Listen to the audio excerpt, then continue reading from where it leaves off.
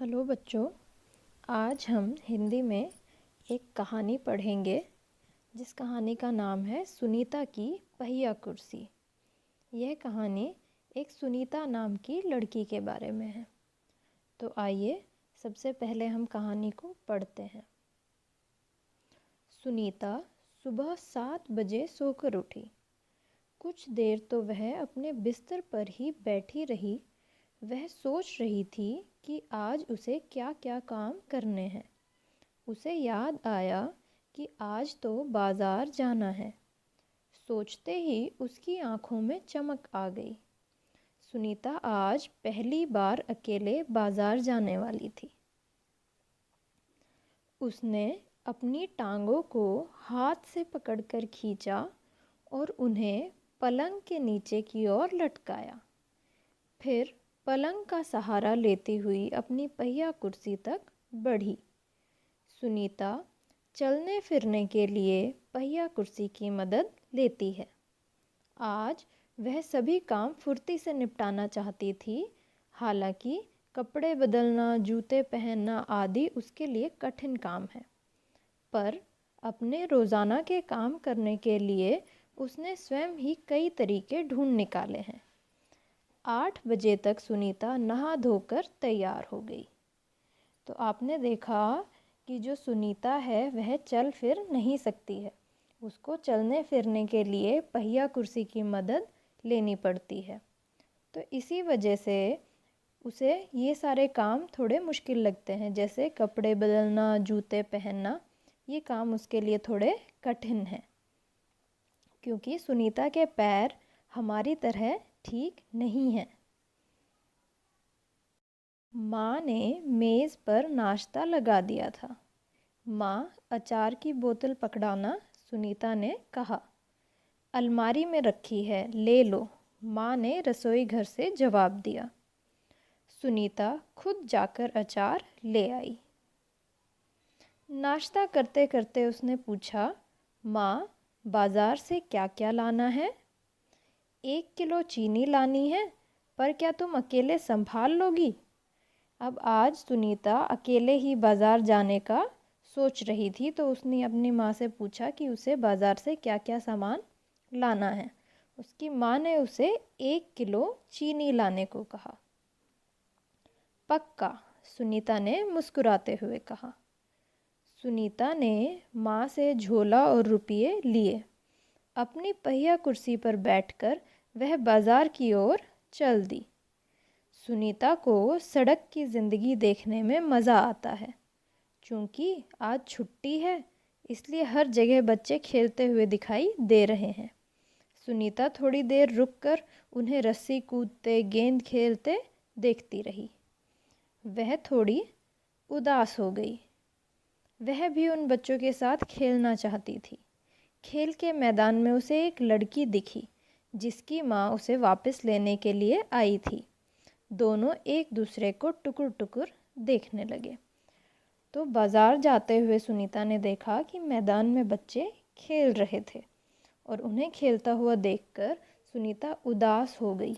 उदास क्यों? क्योंकि वह उन बच्चों की तरह खेल नहीं खेल सकती है मैदान में। फिर सुनीता को एक लड़का दिखा। उस बच्चे को बहुत सारे बच्चे छोटू छोटू बुलाकर चिढ़ा रहे थे। उस लड़के का कद बाकी बच्चों से बहुत छोटा था। सुनीता को यह सब बिल्कुल अच्छा नहीं लगा। रास्ते में कई लोग सुनीता को देखकर मुस्कुराए, जबकि वह उन्हें जानती तक नहीं थी। पहले तो वह मन ही मन खुश हुई, परंतु फिर सोचने लगी, ये सब लोग मेरी तरफ भला इस तरह क्यों देख रहे हैं?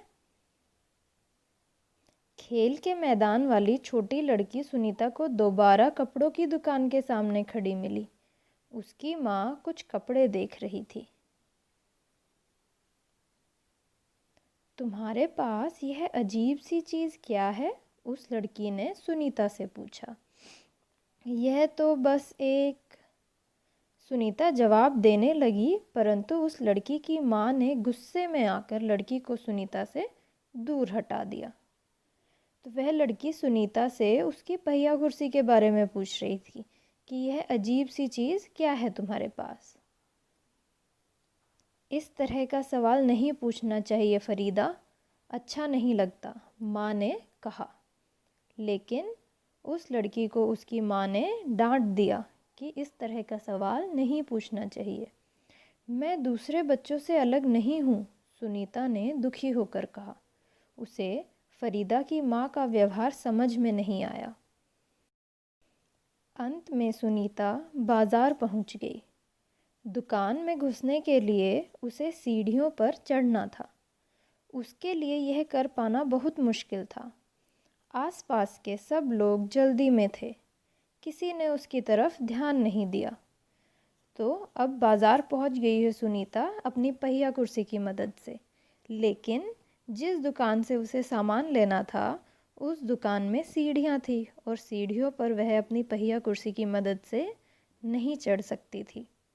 उसे किसी की मदद चाहिए थी, लेकिन आसपास सब लोग जल्दी में थे और किसी ने सुनीता की तरफ ध्यान ही नहीं दिया। अचानक जिस लड़के को छोटू कहकर चिढ़ाया जा रहा था वह उसके सामने आकर खड़ा हो गया। मैं अमित हूँ, उसने अपना परिचय दिया। क्या मैं तुम्हारी कुछ मदद करूँ? मेरा नाम सुनीता है। सुनीता ने राहत की सांस ली और मुस्कुराकर बोली, पीछे के पैडल को पैर से ज़रा दबाओगे? हाँ हाँ ज़रूर, कहते हुए अमित ने पहिया कुर्सी को टेढ़ा करके उसके अगले पहियों को पहली सीढ़ी पर रखा। फिर उसने पिछले पहियों को भी ऊपर चढ़ाया। सुनीता ने अमित को धन्यवाद दिया और कहा, अब मैं दुकान तक खुद पहुंच सकती हूँ। दुकान में पहुंचकर सुनीता ने 1 किलो चीनी मांगी। दुकानदार उसे देखकर मुस्कुराया।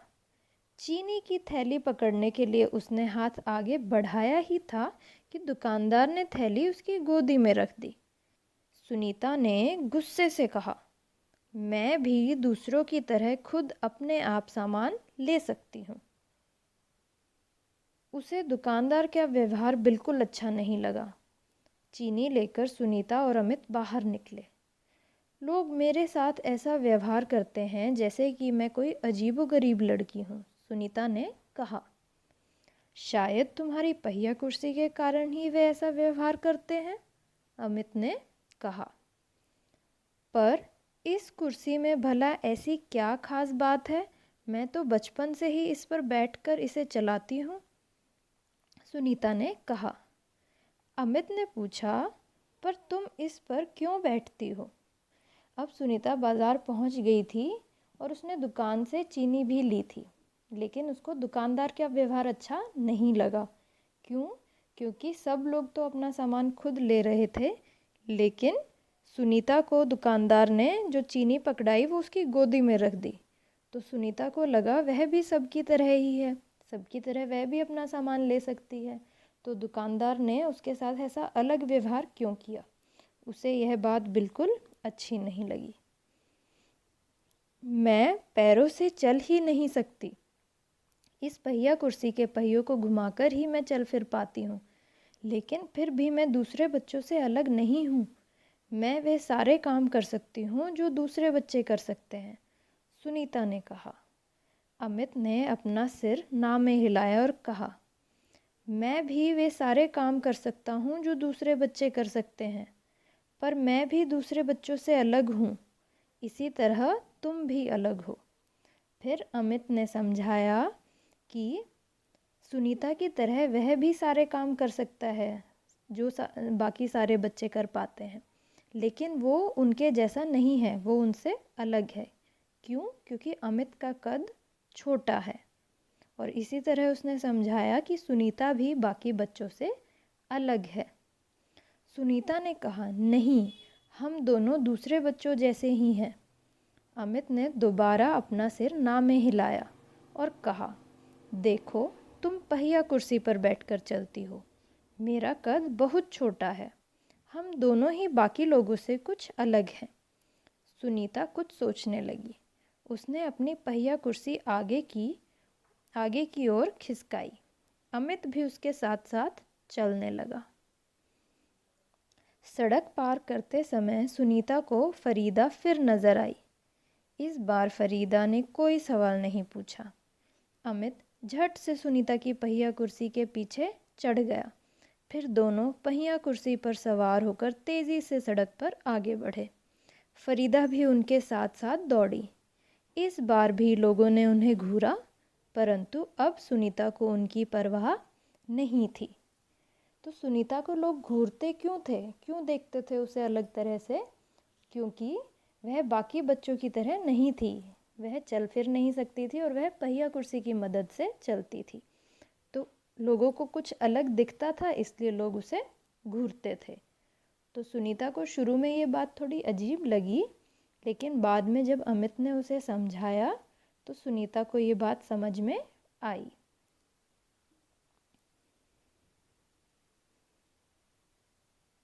अब हम इस पाठ के कुछ प्रश्न उत्तर करते हैं। सुनीता को सब लोग गौर से क्यों देख रहे थे?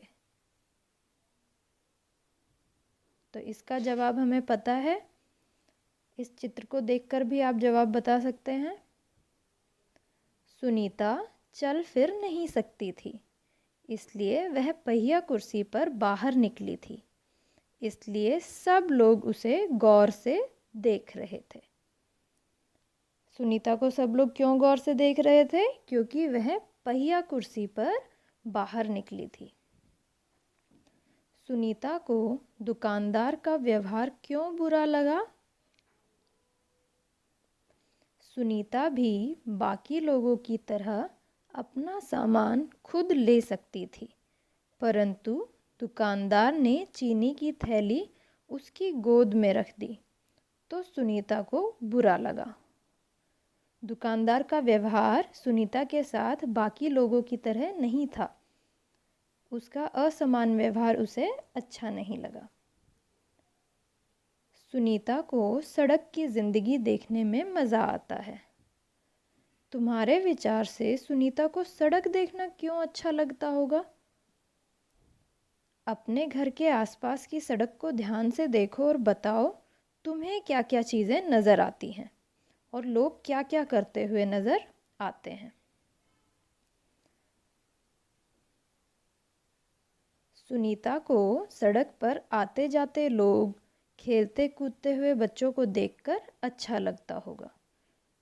तो ये इस प्रश्न का जवाब है कि उसे सड़क की ज़िंदगी देखकर अच्छा क्यों लगता था, क्योंकि वहाँ वो लोगों को देखती थी आते जाते हुए, बच्चों को देखती थी खेलते कूदते हुए। और जब आप अपने घर के आसपास की सड़कों को देखते हैं तो आपको क्या नज़र आता है? मुझे सड़क पर बहुत से लोग, गाड़ियाँ और दुकानें नज़र आती हैं।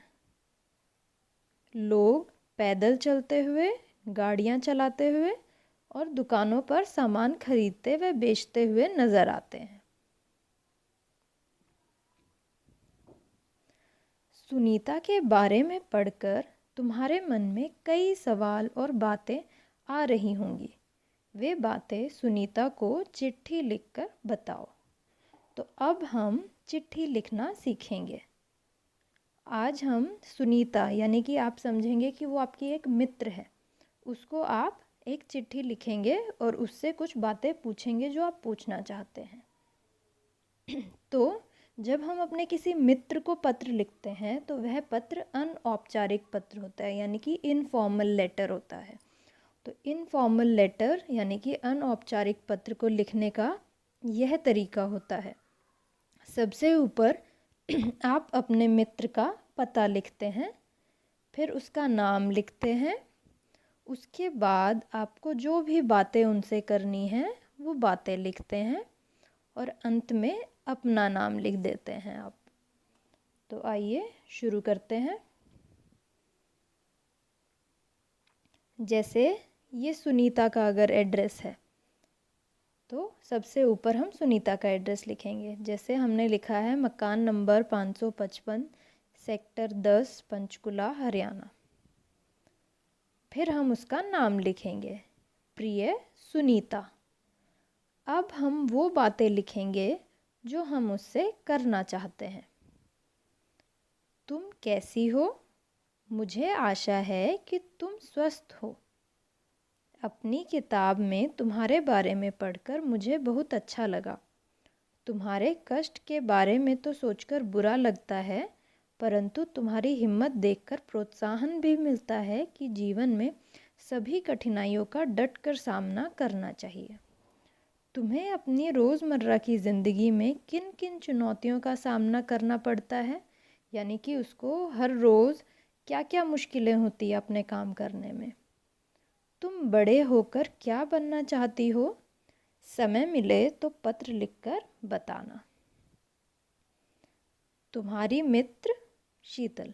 अंत में आप अपना नाम लिखेंगे। तो आपको अनौपचारिक पत्र लिखने का तरीका ज़रूर समझ में आया होगा। सबसे पहले अपने मित्र का पता लिखेंगे, फिर उसका नाम, फिर वो बातें जो आप उनसे करना चाहते हैं, और अंत में आप लिखेंगे अपना नाम। अब आगे देखते हैं। सुनीता ने कहा, मैं पैरों से चल ही नहीं सकती। सुनीता अपने पैरों से चल फिर नहीं सकती थी। तुमने पिछले साल पर्यावरण अध्ययन की किताब आसपास में रवि भैया के बारे में पढ़ा होगा। रवि भैया देख नहीं सकते, फिर भी किताबें पढ़ लेते हैं। तो आपको अब ज़रूर याद आया होगा कि लास्ट ईयर आपने ईवीएस में पढ़ा था रवि भैया के बारे में, जो देख नहीं सकते थे। वो देख नहीं सकते थे, फिर भी वो किताबें पढ़ते थे। कैसे? वे किस तरह की किताब पढ़ लेते हैं?